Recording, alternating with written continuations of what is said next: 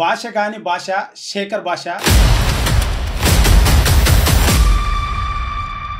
మన పేరు ఎప్పుడు యూనిక్ గా ఉండాలి. అసలు బిగ్ బాస్ వెళ్ళాలని సడన్ గా వచ్చాడు ఈ ఇష్యూలోకి అని అన్నారు. బ్రీఫ్ గా వన్ వర్డ్ లో ఎస్ఆర్ నో? నో. సో ఏం సడన్ గా అంత ఇంట్రెస్ట్ ఏంటి అబౌట్ దిస్ రాజ్ ఇష్యూ? నాకు కాదు, మీడియాకి ఇంట్రెస్ట్.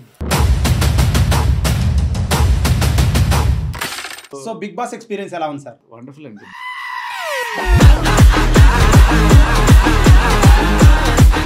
అసలు బిగ్ బాస్ యొక్క ముఖ్య ఉద్దేశం ఏంటి? ఎందుకు ఆ షో చూడాలి? ఎందుకు నడుపుతున్నారు? ఒక మూడు పదాల్లో చెప్పండి. అది ఎవరి పర్సెప్షన్ వాడుకుంటుంది.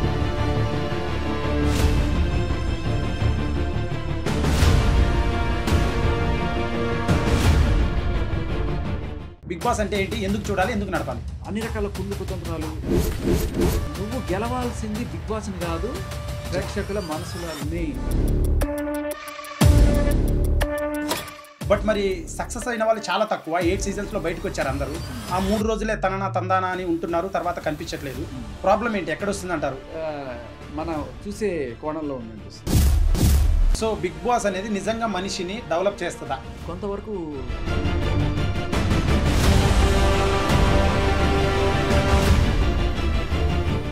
సో మేము విన్నాము ఇప్పుడు రాజ్ తరుణ్ ఇష్యూలో Raj Tarun paid some money ఏమంటారు దానికి? Big boss Manisha just voice? 2 genders ఉన్నాయి, మేల్ అండ్ ఫీమేల్. మీకు ఇష్టమైన జెండర్ ఏంటి?